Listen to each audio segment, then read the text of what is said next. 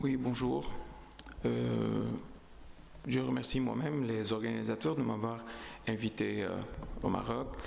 En fait, je suis la seule personne entre vous et le déjeuner, donc je crois que je dois faire vite. Donc, je vais parler de la réduction du risque au Liban, pas simplement pour les usagers de drogue, mais pour le risque VIH en gros. En fait, un tout petit peu d'historique. Le premier cas de VIH a été diagnostiqué au Liban en 1984. Puis, on a eu une augmentation de nombre, d'où l'établissement d'un programme national de lutte contre le sida, le PNS, dès 1989.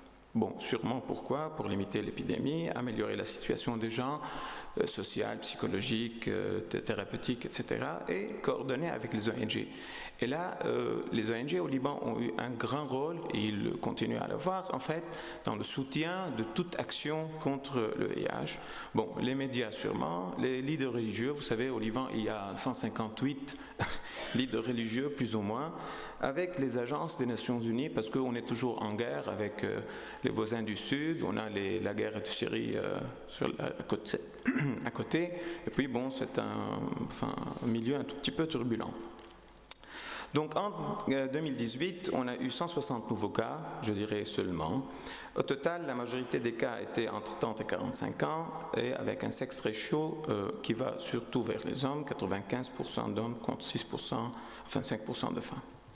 Donc, transmission surtout sexuelle, dont 77% des 99 homosexuels, bon, selon les chiffres du programme national, sont surtout des prisonniers, des prostituées, des toxicomanes, bon, mais les données nous manquent encore, il nous manque un tout petit peu de temps pour organiser tout ça.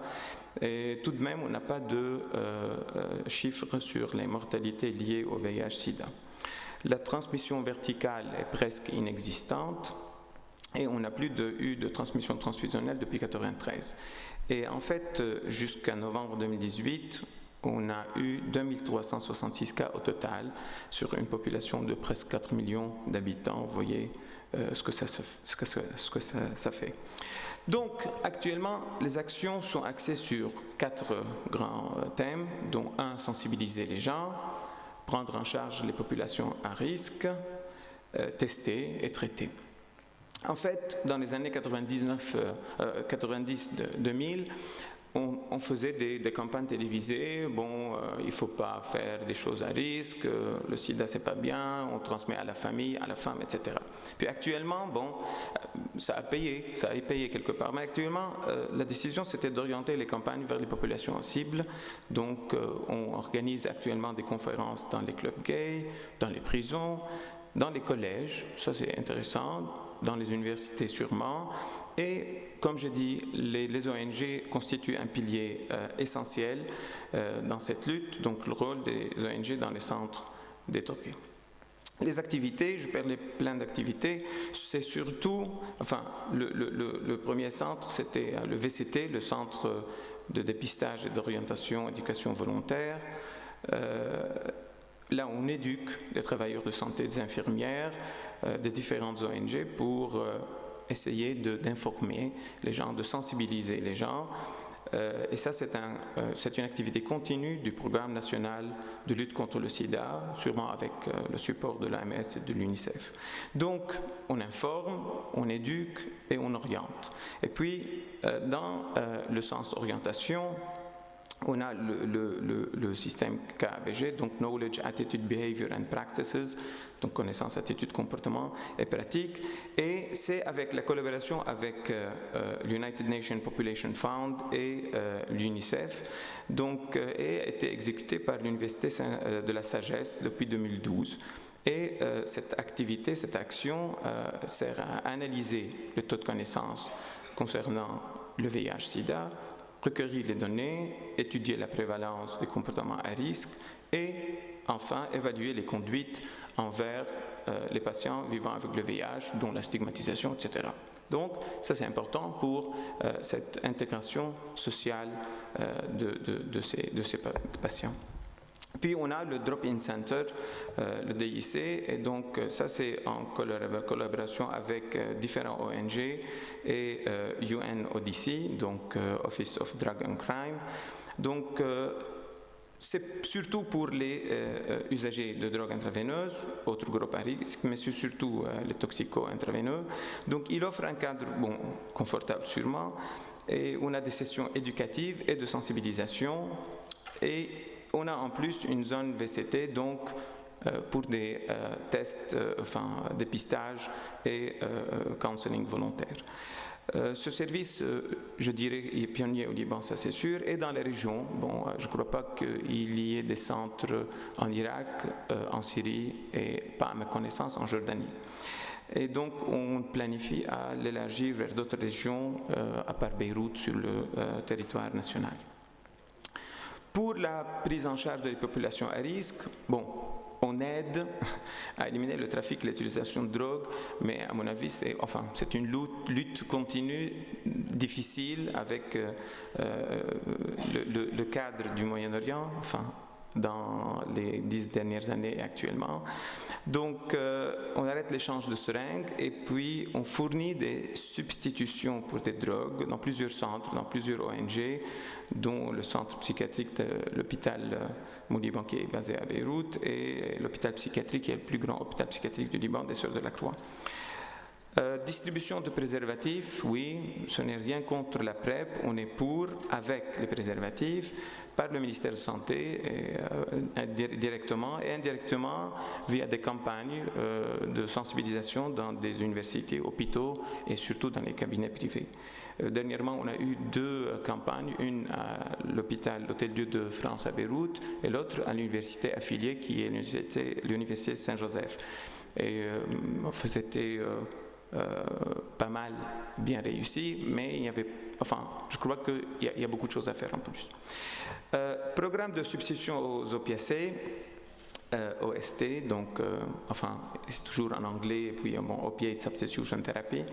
Dans le cadre de cette stratégie de réduction à risque, donc le ministère de la Santé publique a adopté avec ce centre-là l'ouverture de cette activité en 2011, avec un nombre cumulatif jusqu'à maintenant à 1470 d'après les données du ministère.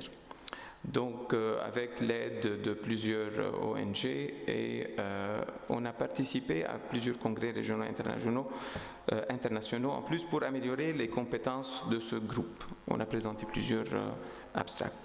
Donc, en plus, on a un plan national stratégique et ce plan, avec l'aide sûrement de l'Organisation mondiale de la santé et de la société civile, et donc pour la lutte contre le VIH sur les 5 ans à venir, avec un plan pour 5 ans. C'est toujours ce timing de 5 ans qui revient toujours. Bon. Donc, il comporte des activités de prévention, de traitement, de prise en charge, support aux réfugiés. Et là, c'est un grand point. Je crois que le Maghreb n'est pas assez touché par ce problème de la guerre en Syrie. On a la présence de 1 300 000 réfugiés certifiés, bon, plus ou moins les gens qui rentrent, parce que vous voyez, la frontière n'est pas très bien tenue, et plus les 600 000 Palestiniens qui sont là depuis, je ne sais pas combien de temps, depuis 48, puis 67, on retient ça à propos de la date de guerre, quoi. Et donc, ce sont des populations à risque qui sont parfois mal pris en charge, mais en fait, il faut que quelqu'un les prenne en charge en fin de compte.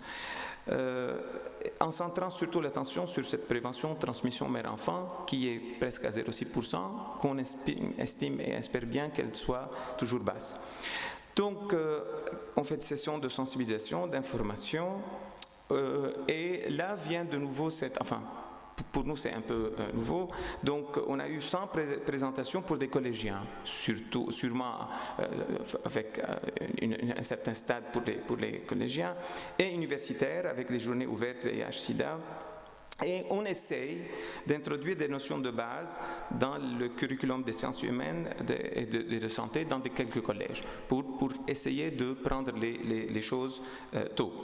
Donc, en plus, on a participé au e-learning programme de l'OMS qui vise à faire des CD informant sur le VIH, sa transmission et son traitement.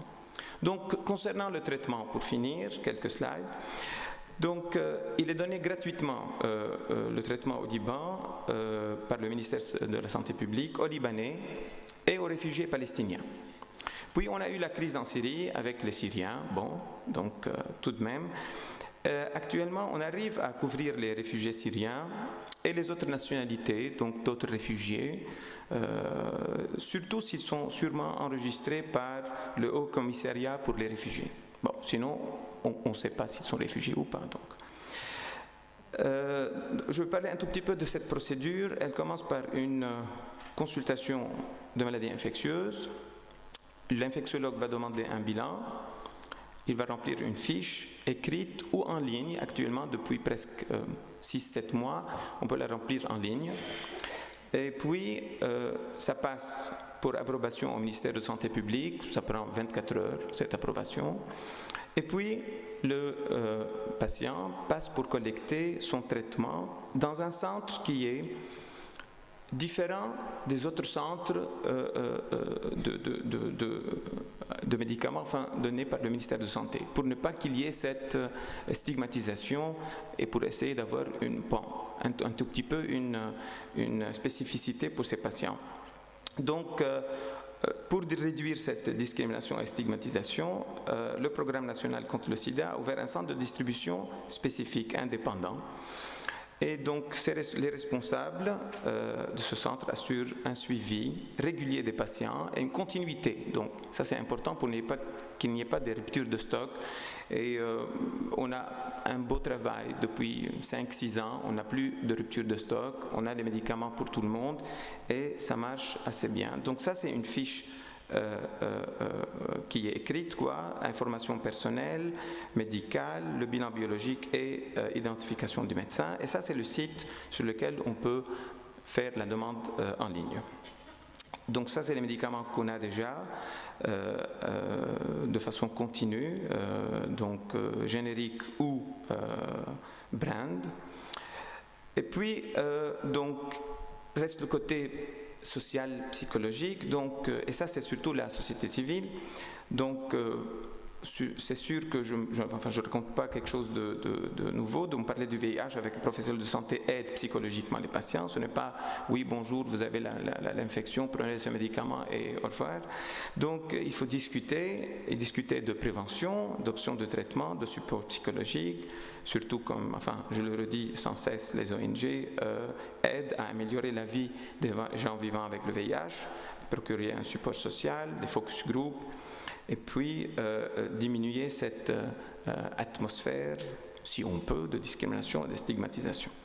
Et donc, il y a des places, des centres où ces patients peuvent exprimer leur frustration, demandent et essayer de faire pousser les choses. Donc ça, c'est une liste qui n'est pas exhaustive des ONG libanais. D'ailleurs, on a des gens d'un important ONG, Marsa, qui sont avec nous, je les salue. Et puis je remercie Dr Mokhbat, Dr Naïb et Dr Shahata qui sont vraiment activistes et plein temps dans la lutte contre le sida, et je remercie pour votre attention. Merci beaucoup.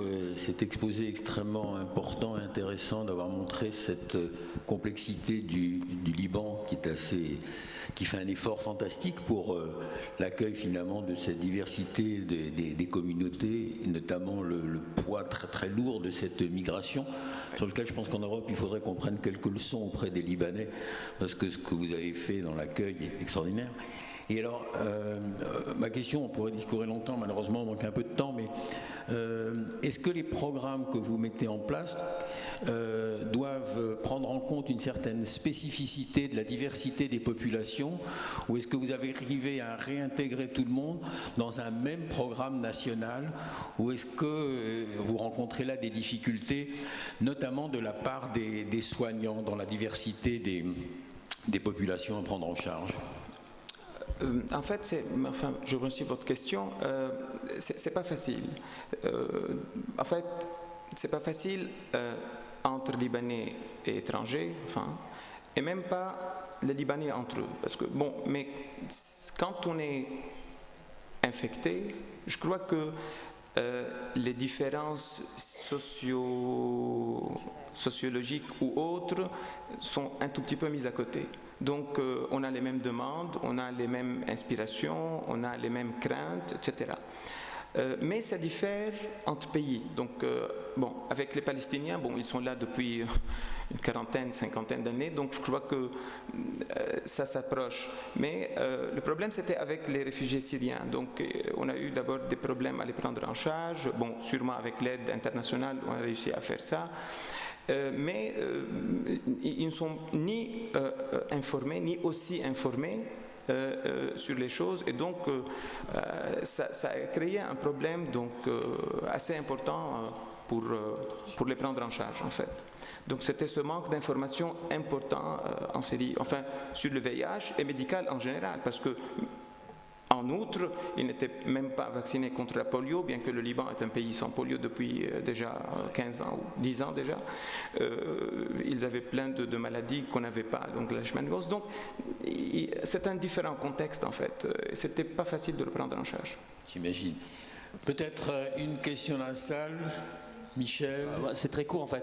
Juste une question, vous avez fait le parcours quand vous recevez quelqu'un que vous dépistez, vous envoyez la fiche, ça prend du temps ou c'est très rapide? Parce que chez nous, si ça devait passer par le ministère, les gens seraient morts. Donc, Ah non, non. En fait, donc j'ai bien tenu à remercier le docteur Makhbat. Le docteur Makhbat est le directeur du plan national de lutte contre le sida. Et il est très bien proche des gens du ministère. Et en fait, c'est un grand activiste. Et il a, bon, une semaine auparavant, on a eu une conférence. Et en fait, c'est 24 heures. 24 heures. Donc, parce que notre but, c'était traiter tout le monde, même avant d'avoir donc une sérologie positive, le malade a droit en 24 heures au traitement. Même avant d'avoir les CD4, le bilan lipidique, la charge virale et tout. Bon, on les aura après, mais c'est vite fait. Et je crois que, en fait, on avancera beaucoup mieux comme ça. Enfin, je suppose. Mais merci beaucoup. C'est quand même un circuit très à part. Bon, il y a cette fiche. Je me suis dit, ouh là là, nous, les gens, ils auraient peur qu'on envoie au ministère. Je ne parle pas des 24 heures, mais la peur que, voilà, on voit leur nom, leurs caractéristiques. Bon, admettons que ça se passe bien. Mais j'ai noté, si j'ai bien compris, qu'il y a un circuit des consultations à part, il y a des endroits où ça provisionne à part. Et globalement, nous, on n'a pas fait le choix. Les consultations dans les maladies infectieuses, il y a les VIH, il y a les pas VIH, il y a les Lyme, les pseudo-Lyme.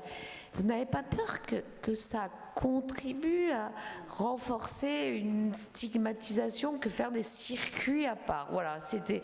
Mais peut-être on est dans un contexte différent. Hein. Oui, en fait, non, je ne crois pas.